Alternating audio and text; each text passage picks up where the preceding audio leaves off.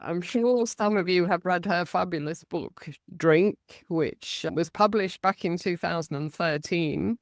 I read it when I was very newly sober and I loved it then. And then I read it again more recently and I got even more from it. It's a fantastic book, so please read it.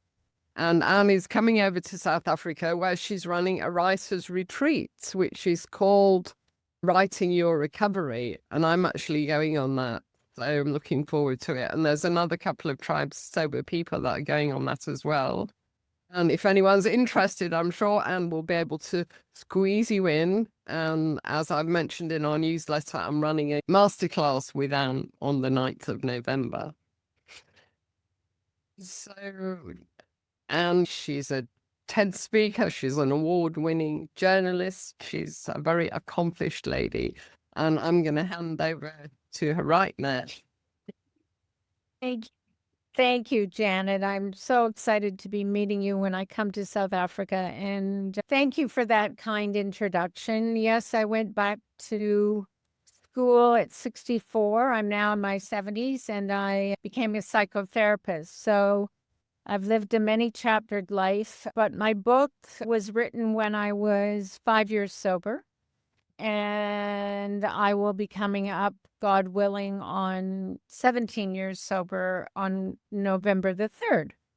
But I'm so excited to come to South Africa because, thank you everyone, because I spent a couple of years of my childhood in the Transkei. And for me, it's the foundation for writing a new book, taking a look at what it was like to live in the first Black township that was returned to the Black population, Nelson Mandela years, and a very important history in my family.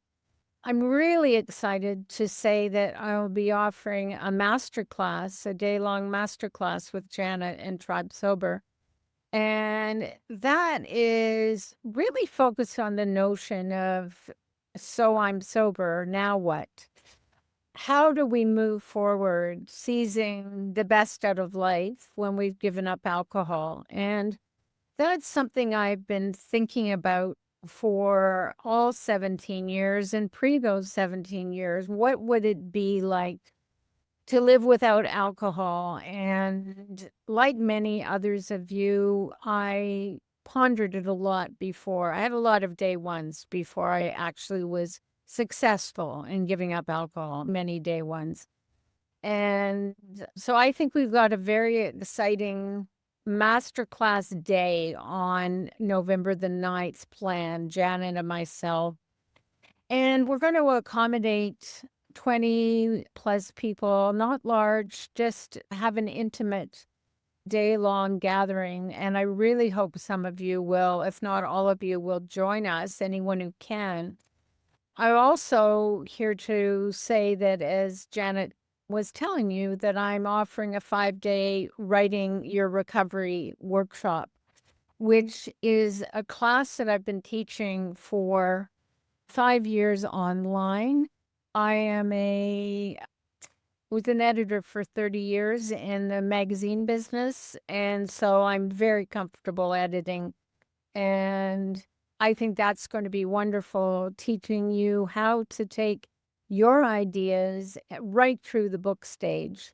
And I have people enrolled for that class. It's going to be at the beautiful Bodhi-Kaya retreat, and it's almost full. We have people coming from England.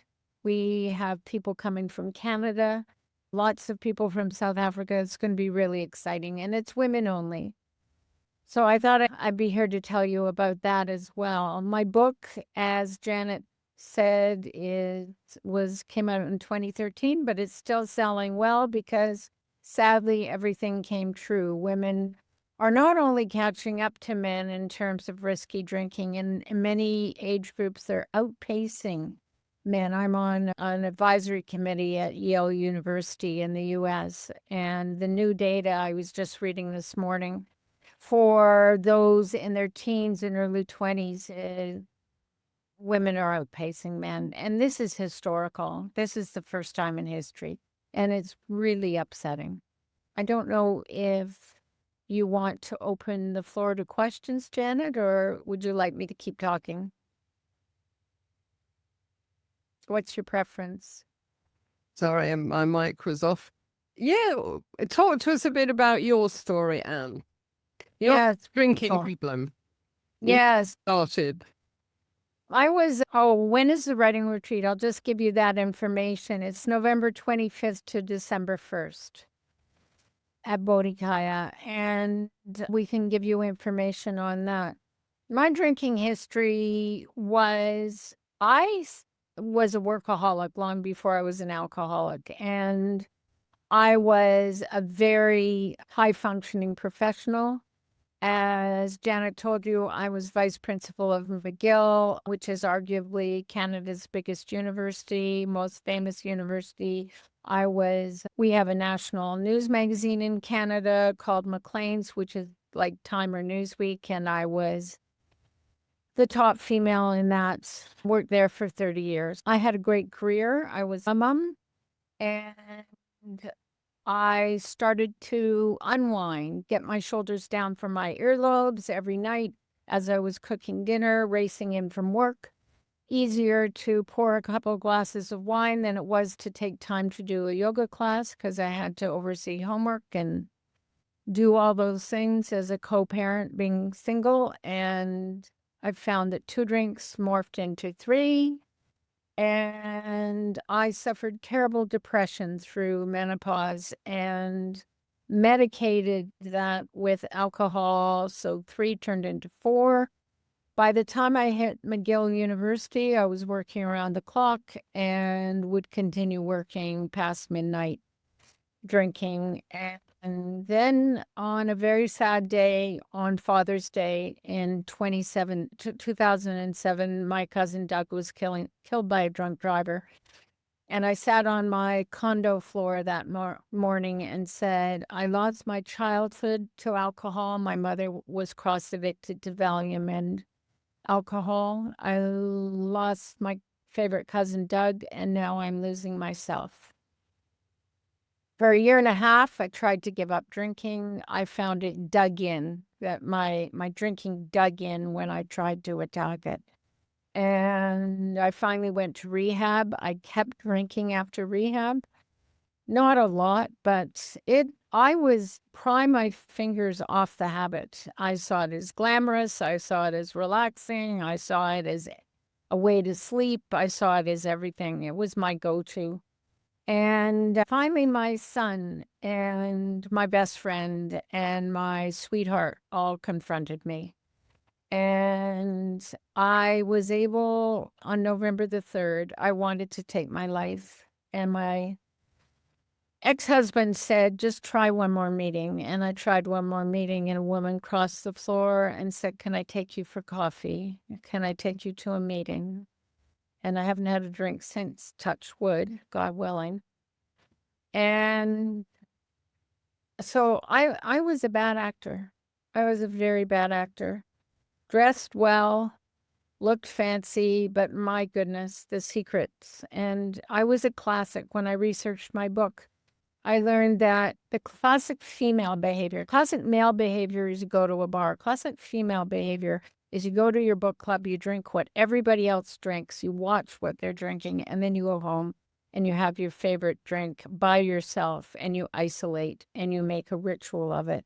That is classic female behavior. And it is a very hard thing to break, very hard thing to break. And since then, my TED Talk has 1.5 million views. I have been talking about this subject. It was very shameful that my mother drank, and I wanted to come clean, make it not a secret. That's why I wrote my book, Drink. Writing it was not hard for me, waking up every night and thinking, what kind of person wants to tell this on themselves? My sister, who is well known in science circles, said, why do you want to tell this story? And I said, to confront the shame and the guilt. And I think the stigma is the biggest thing, the stigma, and good for all of you being on this meeting because we need to talk. We need community. I love Tribe Sober. And I love Janet. Oh, I love you too, Anne.